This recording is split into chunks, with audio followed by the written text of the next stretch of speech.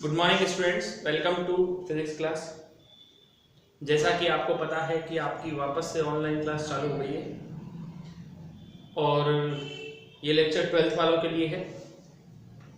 जहां पर हमने ऑफलाइन में छोड़ा था, यानी विभव मापी के अनुप्रयोग जो करा रहे थे हम आपको, जिसमें से हम आपको 3 अनुप्रयोग करा चुके थे। अब चौथा अनुप्रयोग जो है जिसको हम करा रहे हैं, अमीटर का अंश शोधन, है ना, उसी को ही हम दोबारा से मतलब वहीं से स्टार्ट कर रहे हैं। ठीक है, तो आइए देखते हैं अमीटर का अंश शोधन।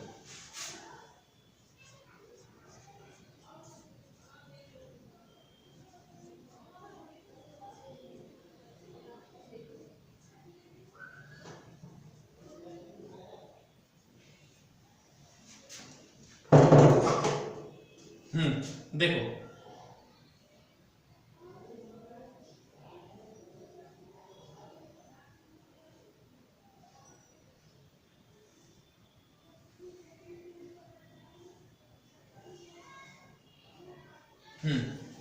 ये विभव मापी का प्राथमिक परिपथ है जिसमें एक संचायक सेल ईपी, कुंजी K1 और धारा नियंत्रक RH1 को विभव मापी AB के साथ श्रेणी क्रम में जोड़ दिया जाता है। विभव मापी के द्वितीयक परिपथ में एक लिया जाता है स्टैंडर्ड सेल, यानी जिसका विद्युत वाहक बल कितना है, ES। मानक सेल, मानक सेल के ऋण सिरे को द्विमार्गी कुंजी के X सिरे से जोड़ दिया जाता है। एक अन्य परिपथ में हम 1 ओम की कुंडली, 1 ओम की कुंडली और एक हम जोड़ते हैं धारा नियंत्रक, कौन सा, RH2 को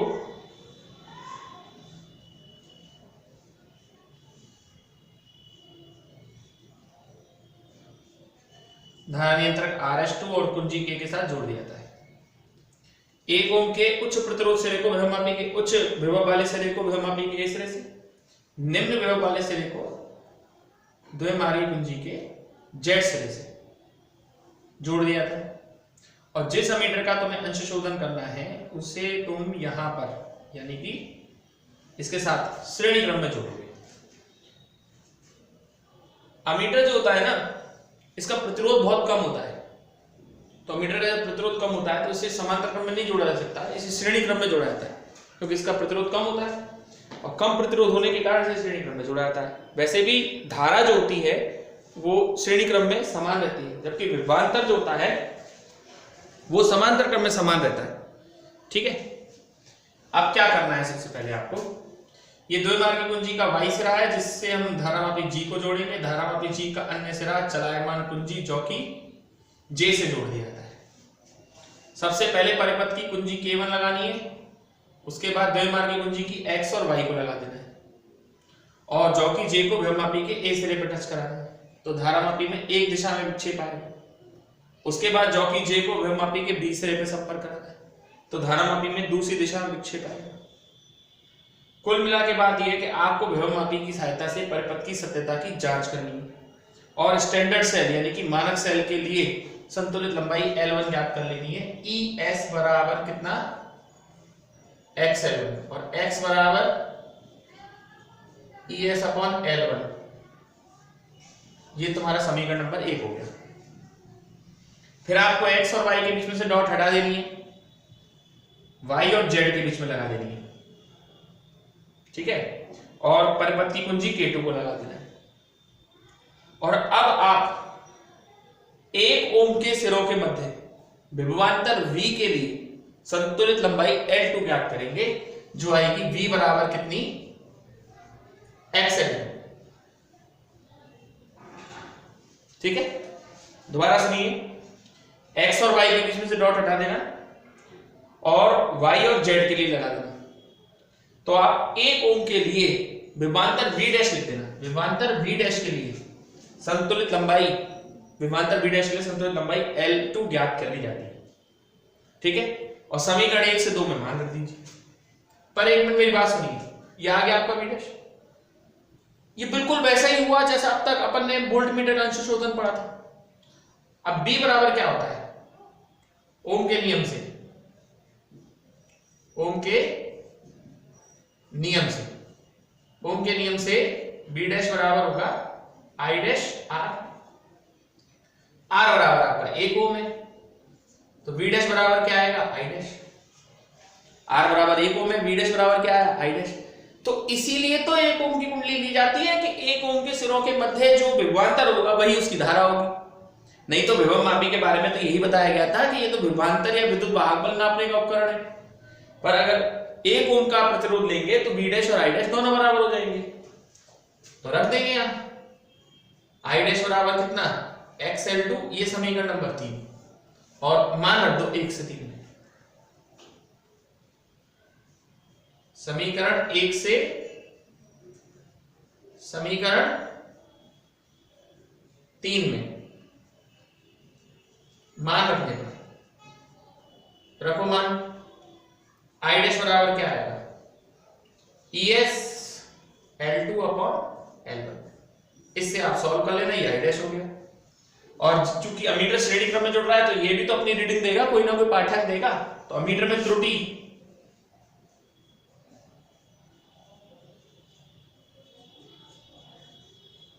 डेल्टा आई बराबर आई माइनस आई डैश, ये है सर, ये है अमीटर में अंश शोधन का पूरा डिस्क्रिप्शन, पूरा विवरण। ठीक है, आपको सब नोट्स प्रोवाइड हो जाएंगे। ठीक है, वैसे आप खुद भी लिख सकते हैं, ऐसी कोई बात नहीं है, जिस तरह से मैंने समझाया आप लिख सकते हैं, मेरे नोट्स में भी यही मिलेगा आपको, आप जानते हो वही सब चीज मिलेगी आपको, है ना, और खुद भी लिख सकते हैं। ठीक, अब हम बनाएंगे अंश शोधन वक्र।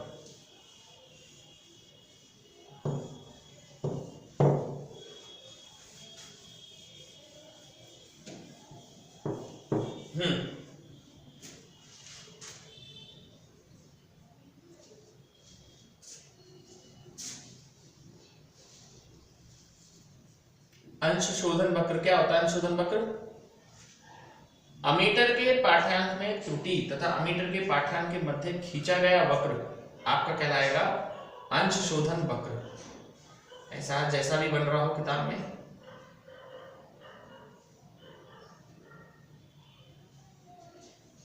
जैसा बन रहा, क्योंकि ये ग्राफ तो जब ही बनेगा जब आपके पास क्या होंगी, रीडिंग्स होंगी, अदरवाइज जैसे भी है जो वो ऐसे ही बनाना पड़ेगा आपको। ठीक है ना, तो ये है आपका अंश शोधन वक्र।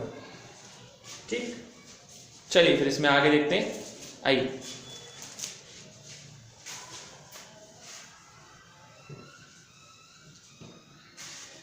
अब इस चैप्टर में हमारे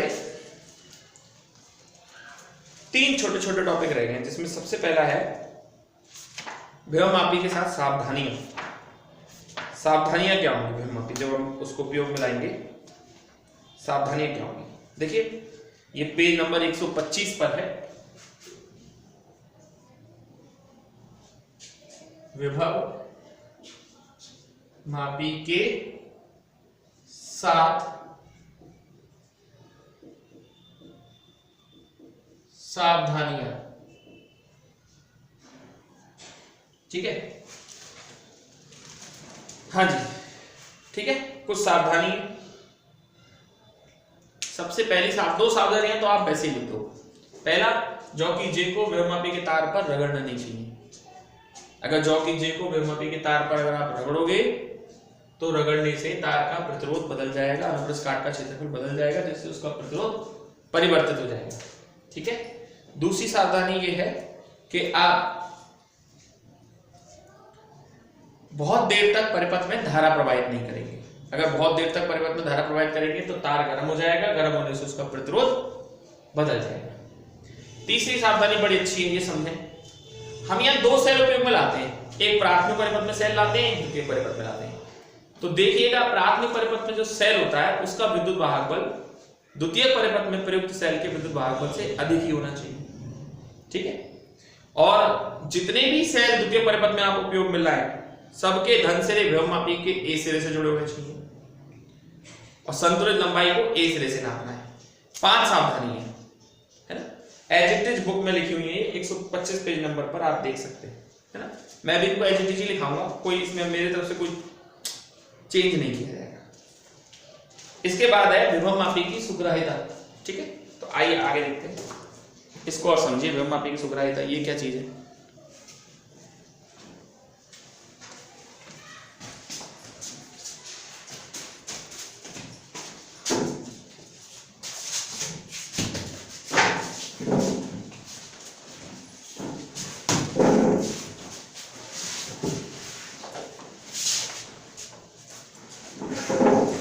विभव मापी की सुग्राह्यता से हमारा तात्पर्य है कि परिपथ में जब हम विभवांतर को नापते हैं, ठीक है, तो इससे सुग्राह्यता से हमारा ये मतलब है कि कम से कम विभव प्रवणता का मान होना चाहिए।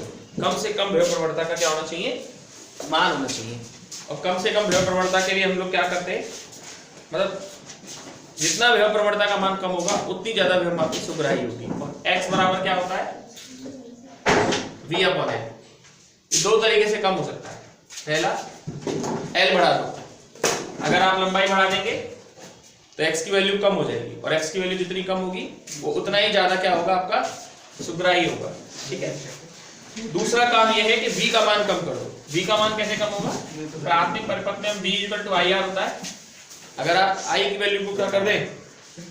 कम कर दें तो भी विभव मापी की सुग्राह्यता में वृद्धि की जा सकती है। लेकिन आप जानते हैं कि I को कम करना कोई अचानक नहीं है। क्यों नहीं है? क्योंकि अगर परिपथ में धारा ही कम हो जाएगी तो अच्छा पाठ्यांक नहीं आएंगे। तो अच्छे पाठ्यांक लेने के लिए आप L को ही बढ़ा दें, वो ज्यादा ठीक है। ठीक, तो ये छोटे से 2 पॉइंट हैं। विभव मापी की सुग्राह्यता में कैसे वृद्धि की जाती है? 2 तरीके से। L को बढ़ाकर भी कर सकते हो, V को कम करके भी कर सकते हो। कम से कम x नापना, जो सबसे कम से कम x नाप सके वही आपका सुग्राह्य है, ठीक है। लेकिन v को बढ़ाना, v को कम करना कन्वीनियंट नहीं है, सुविधाजनक नहीं है, क्योंकि इसमें धारा कम करनी पड़ेगी, ठीक है। एक लास्ट टॉपिक रह गया है, उसके बाद आपका ये चैप्टर समाप्त हो जाएगा। और लास्ट टॉपिक है विभव मापी को आदर्श वोल्टमीटर क्यों कहते हैं?